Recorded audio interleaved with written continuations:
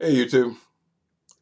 Well, this is going to be a serious story. It's a touchy story, something I went through. The only reason I ended up on YouTube or making YouTube videos is because there's one person, uh, I'm not going to say his name, but there was this thing about HIV and transmission and outing someone because of their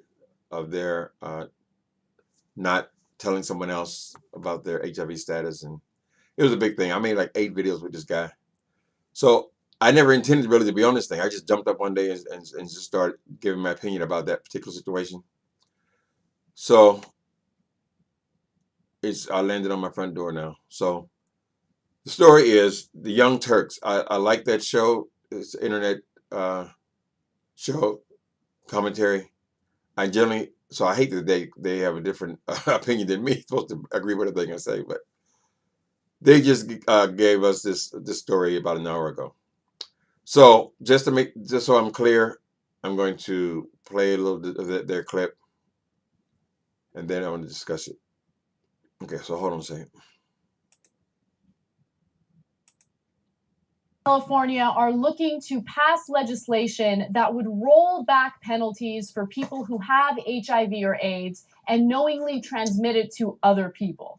Now, on its face, this sounds like a really bad idea, especially when you consider that knowingly transmitting the virus is a felony. They want to roll it back to a misdemeanor. So, under California's newly introduced Senate Bill 239, intentionally transmitting any infectious or communicable disease, including HIV, would be a misdemeanor, not a felony. Now, the thinking behind this is, well, why do we have a double standard? When it comes to other sexually transmitted diseases, it's considered a misdemeanor if you knowingly transmit it, but we treat AIDS or HIV very differently. It's considered a felony. And they feel that it's a discriminatory policy that needs to be reformed. They think it, of course, attacks the LGBT community and disproportionately, and so we need to do something to change it. But I don't know. What do you think about this? Mixed feelings. So one, HIV is potentially lethal, making it different, a rational reason to make it different than the other diseases. And secondly, the idea of knowingly transmitting it is so heinous. Who would do that to another person and be indifferent to their lives? Now, the flip side is, in reality and in practice, are they more likely to use it against people that are in the LGBT community? Yes. Yeah. So that's why you really got to put a lot of thought behind it before you make different rules for different diseases. Yeah. So let me show you how in California it disproportionately impacts minorities and women as opposed to white males. Okay. So this goes on. It's just a 6-minute video. You guys can check it out. It's called The Young Turks.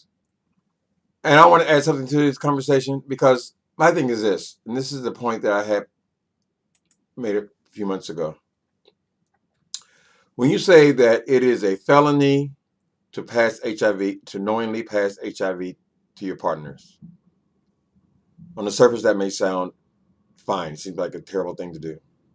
But I think the effect of that could be, well, first of all, let me say this. I live in California. Those laws are not enforced very strictly. I mean, every once in a while we hear of a story who is someone who has got HIV and is going around to many, many people, and particularly when they cross the homosexual, heterosexual line to many, many people, they may get prosecuted. But it doesn't happen that often. Frankly, before I started researching for that, when I got so upset about it months ago, I wasn't even aware that those laws were still in California. So for a certain amount of people, that law would probably fit them if they were doing it intentionally. Most people are not doing it intentionally. My thing is this: people need to test for HIV. They need to test for HIV, and people who are not HIV need to be taking better care of themselves. Now, here's why. Or part of the reason why I feel I'm not going to get into every thought I have about it, but and I'm not a sexual person. I don't have sex. So I don't have any skin in skin in this. I haven't been sexual for many years. But the thing is the knowing part. You can be convicted of a felony in the current law if you knowingly passed HIV to another person. Okay, so what about the people who are not documented for having HIV? They can't be charged anything. If you do not get tested for HIV and you're just out having sex with a lot of people without any protection or anything else, nothing is going to happen to you unless you know it. And the only way they're going to judge if you know it is if you have got documentation saying that you have been tested positive for HIV. So what is the very hypersexual person going to do? They just ain't going to test. In other words, many people, a lot of people's psyche, they don't want to know. They don't want to alter their sex life. They don't want to use condoms. They are reckless people. But they, as long as they don't know, they can't be charged with anything. So the person who tests, who does his medications, or the person who tests and is on medication, if he has sex with somebody, rubber breaks, two lovers, they get in an argument, they disagree, one wants to get even with the other one. Any of those kind of cases, somebody gets caught having sex with boys and infected their wife, and they want to blame it on the person who's positive. In all those scenarios, wait a minute, I'm trying to get my thinking right here. Okay, in all of those scenarios, they can be prosecuted and sent to prison for several years. A felony can send you to prison for many years, particularly if you've done it more than once. But if you don't test and you don't officially know your status, nothing. That's why these strict laws on HIV should be lessened, in my opinion. It should be. You have sex. People, we got to wise up. I'm already positive, too late. I don't have sex anyway. But people who are negative right now, you're going to have to treat people when you have sex with people like they're positive. Now, she said in this article that the predominant part of the people who are being prosecuted for this kind of case are women. Well, we all know what that means, prostitutes. So you have a man who's going out and having sex with prostitutes, not wearing protection, coming back to his wife, giving his wife a disease he picked up from a prostitute, and it's her responsibility because she didn't say she was HIV positive.